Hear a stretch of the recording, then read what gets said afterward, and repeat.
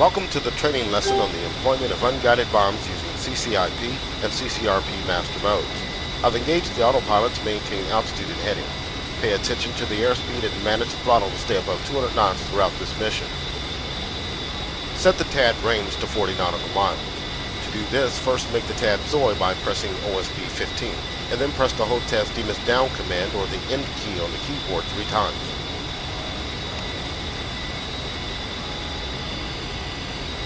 Now change the HUD back to Soy by pressing the HOTAS Coolie Hat up command or the U key on the keyboard.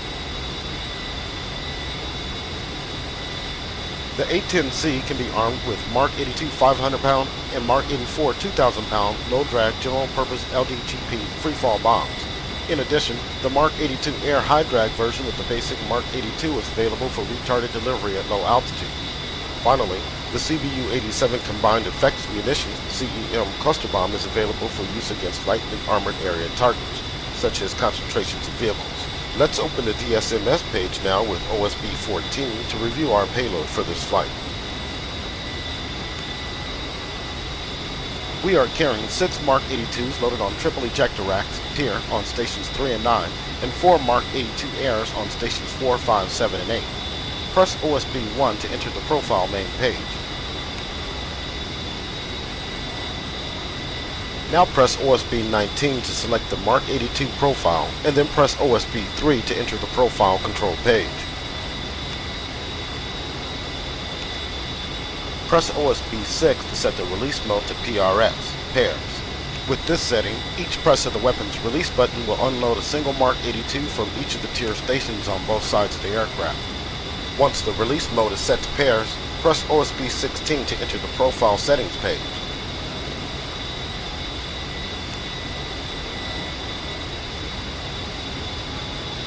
On the profile settings page, OSB 20 is used to select the safe escape maneuver, SIP, currently set to CLM, climb. It's important to remember that when the mission starts on the ground, either a cold start on the ramp or a hot start on the runway, the default sim will usually be set to none. In that case, you will not be able to get a valid CCIP solution. You should set the sim to either CLM, TRN, turn, or TLT, turn level turn, prior to entering the combat area. The profile settings page also allows you to set the bomb desired time of fall, DESTOF, with OSB 19, and minimum release altitude, MINALT, with OSB 18. These settings will determine the positions of the minimum range staple, MRS, and desired release cue, DRC, of the CCIP solution. We'll have a chance to view these indications in a few minutes. Press the spacebar key to proceed to the next step. Let's set the minimum release altitude to 1,500 feet. To do this, first enter 1500 into the UFC scratch pad. Then press OSB 18 to store the value in the DSMS.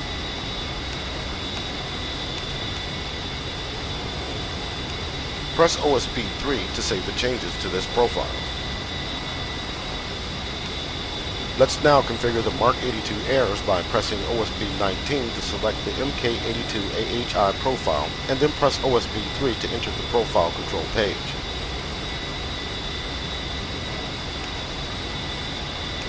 We'll make a number of changes to this profile.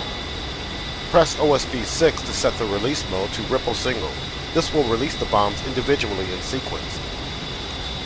Set the ripple quantity to 2 by entering 2 into the UFC scratch pad, followed by OSB 8. Press OSB 10 to change the HUD mode for this profile to CCRP. Note that the default fuse setting for NT, nose tail, on OSB 7 will result in a deployed chute for a high drag delivery. Leave this setting as is so we can try a high drag CCRP delivery from low altitude. To release the Mark 82 air as a low drag bomb, you would change the fuse setting to nose. Also note the impact interval setting of 75 feet on OSB 9, which you could change by entering a different value through the UFC. Press OSB 16 to enter the profile settings page. Set the minimum release altitude to 200 feet by entering 200 into the UFC scratch pad, followed by OSB 18.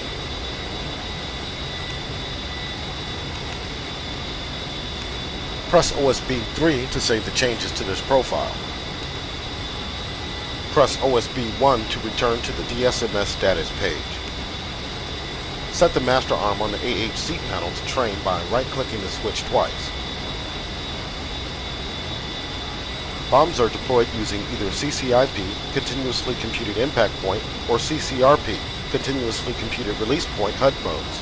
Put plainly, CCIP indicates the calculated point of the bomb impact on the ground, while CCRP indicates a desired weapon release point in the air. Of the two modes, CCIP is the most straightforward, requiring only for the pilot to place the pipper on the target and pickle the weapon. However, CCIP is also problematic in that it requires a significant dive angle for the reticle to become visible on the HUD. This brings you closer to the enemy and, often just as deadly, the ground. To begin working with CCIP, select the Mark 82 profile by pressing the Select Down rocker key on the UFC. Alternatively, you can press the Hold Task Demus Right command or Page Down key on the keyboard. CCIP indication is now visible on the HUD as a dashed line, called a Projected Bomb Impact Line, PBIL. Dashed indication means the pipper is below the HUD field of view. To see the reticle with pipper, we'll perform a dive in a minute. Before we try this, let's review some of the important elements of CCIP indication. You may want to have the flight manual open to reference CCIP illustrations. Press the spacebar key to proceed when ready. The PBIL is a theoretical prediction of pipper track along the ground under current flight parameters. A convenient way to bring the pipper on target is to run the target down the PBIL. The aiming reticle includes the pipper dot in the center, an unwinding range bar to indicate slant range to the impact point in thousands of feet, and a minimum range caret, MRC. Along the PBIL, you will see the minimum range staple, MRS, which has to remain above the reticle to maintain a valid CCIP solution. If a desired time of fall is set in the weapon profile, a desired release cue will also be indicated on the PBIL. Keeping the DRC over the target as you dive toward it will guide you toward a release point that matches the time of fall set in the profile. Press the spacebar key to proceed when ready.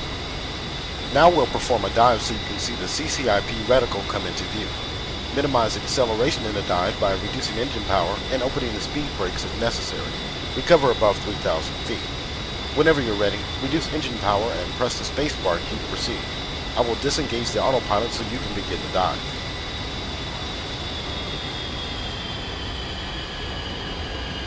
Autopilot is now off. You have control. Pitch the nose down between -30 to -40 degrees.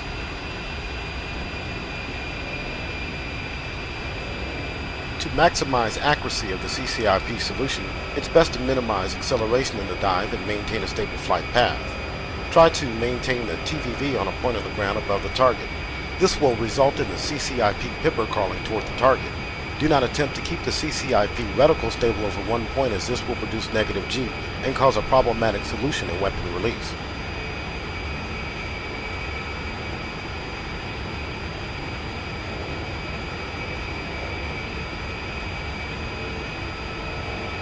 Level out. If you wish, you can try a couple more dry runs using CCIP, but you will need to recover some altitude first. Press the spacebar key when you are ready to proceed to the next lesson topic. Next, we will consider CCIP CR, Consent to Release Mode. Maintain heading for waypoint 2, MSN 002. Climb to 6,000 feet and maintain airspeed above 200 knots.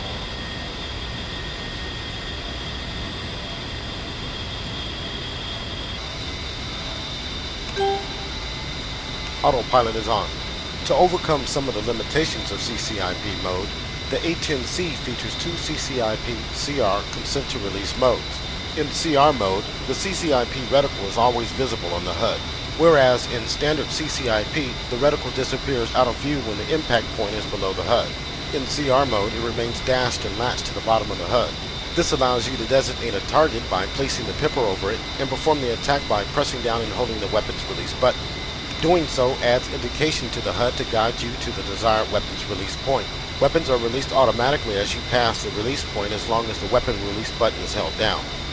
CR mode comes in two flavors, 3.9 and 5mm.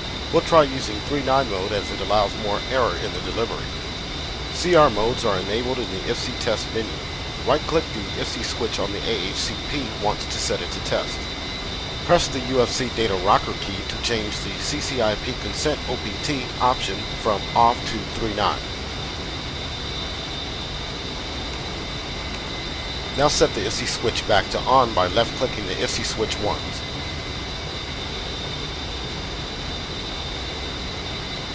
Press the HOTAS Master Mode button or M key on the keyboard to return the HUD to CCIP mode.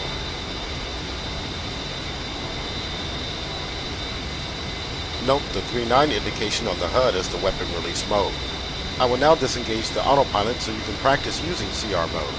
To see CCIP CR indication on the HUD, take the nose down about 5 degrees. Dashed CCIP indication is now visible on the HUD with the reticle latched to the bottom.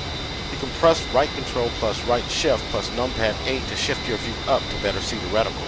Place the pipper over a desired target point and press and hold the weapon release button to see the CR post designate indication.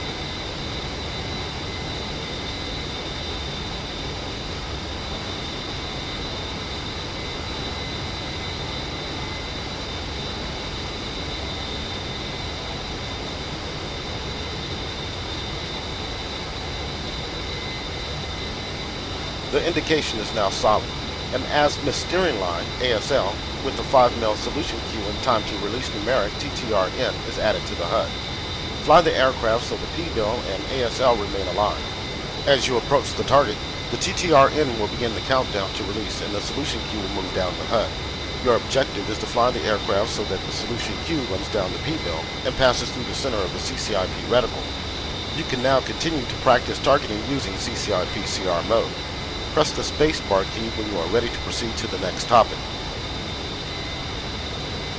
CCIP CR 5mm mode functions identically to 3.9 mode, except that the weapons are released only if the CCIP reticle pipper passes directly through the 5mm solution cue.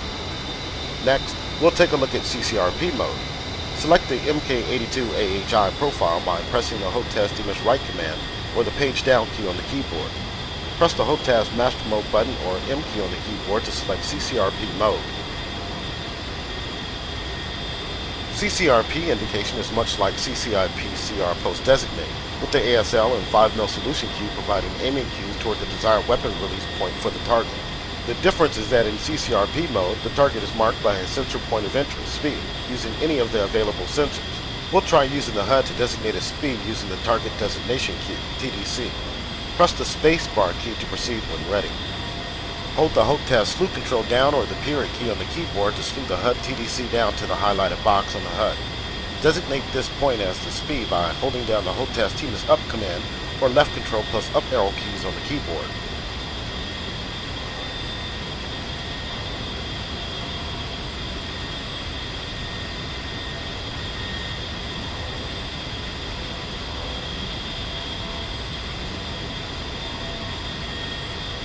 CCRP indication is now visible on the HUD with the familiar azimuth steering line and 5mm solution cue.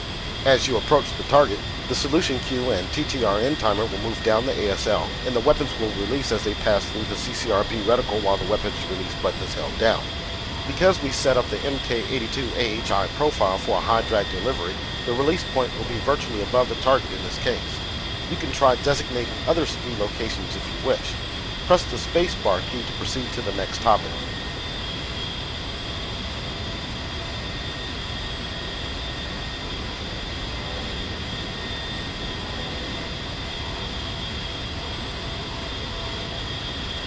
We'll now fly to the weapons range to drop some live ordnance.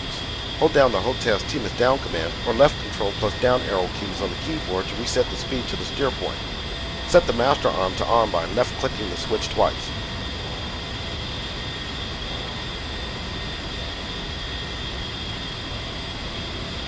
Press the HOTAS DMS up command or home key on the keyboard to set your steer point for waypoint 3, range. Navigate to the weapons range. You will want to gain some altitude to practice CCIP runs. The weapons range is set up with a number of target arrays. Practice dropping Mark 82s and Mark 82 airs in CCIP, CCIP-CR, and CCRP modes. Remember, we set the Mark 82 air profile for a high drag delivery, so you can use CCRP mode to designate the target with the HUD TDC and deliver the bombs at low altitude and level flight. You are approaching the weapons range.